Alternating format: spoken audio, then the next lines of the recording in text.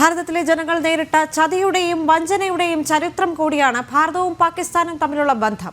സിന്ധു നദീജല കരാറിന്റെ പരിധിയിൽ അല്ലാതിരുന്നിട്ടും ഭാരതത്തിലെ കർഷകരിൽ നിന്ന് അപഹരിക്കപ്പെട്ട റാവി നദീജലത്തിന്റെ ചരിത്രവുമാണിത്. ജനം സ്പെഷ്യൽ റിപ്പോർട്ട്. സിന്ധു നദിയുടെ 5 ഉപനദികളിലൊന്ന് ഹിമാലയത്തിൽ നിന്നും ഉത്ഭവിച്ച ജമ്മു കശ്മീരിലെയും പഞ്ചാബിലെയും മണ്ണിനെ പുഷ്ടിപ്പെടുത്തി പാകിസ്ഥാനിലേക്ക് ഒഴുകുന്ന നദി 80 കിലോമീറ്ററോളം ഭാരത മണ്ണിലൂടെ ഒഴുകി പാകിസ്ഥാനിലെ പഞ്ചാബിലേക്ക് കടക്കും. പുരാതന ഗ്രന്ഥങ്ങളിൽ പോലും ഇരാവതി എന്ന പേരിൽ ഈ നദിയെ രേഖപ്പെടുത്തിയിട്ടുണ്ട്.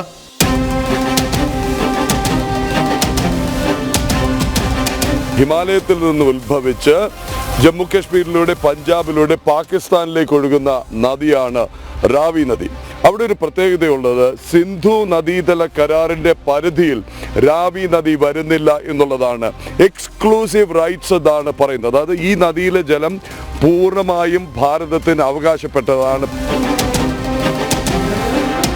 1960 ഭാരതവും പാകിസ്ഥാനുമായി ഒപ്പുവെച്ച സിന്ധു നദീജല കരാറിന്റെ പരിധിയിൽ ഉൾപ്പെടാഞ്ഞിട്ടും ആരുടെയൊക്കെയോ കരുതിക്കൂട്ടിയുള്ള നീക്കങ്ങളെ തുടർന്ന് ഭാരതത്തിന് റാവി നദിയിലെ ജലം വിലക്കപ്പെട്ട കനിയായി മാറി.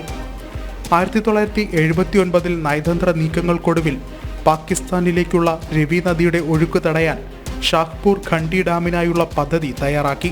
ഈ പദ്ധതിയിലൂടെ റാവി നദിയിലെ ജലം കനാലുകൾ വഴി തിരിച്ചുവിട്ട് പഞ്ചാബിലെയും ജമ്മു കശ്മീരിലെയും 40,000 ഹെക്ടറോളം വരുന്ന കൃഷിഭൂമികളിൽ പ്രയോജനപ്പെടുത്താനായിരുന്നു നീക്കം.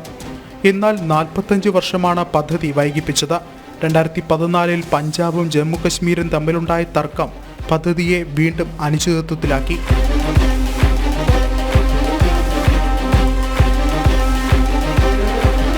നരേന്ദ്രമോദി സർക്കാരിന്റെ ശ്രമഫലമായി 2018 പദ്ധതിക്ക് വീണ്ടും ജീവൻ വയ്ക്കുന്നത്.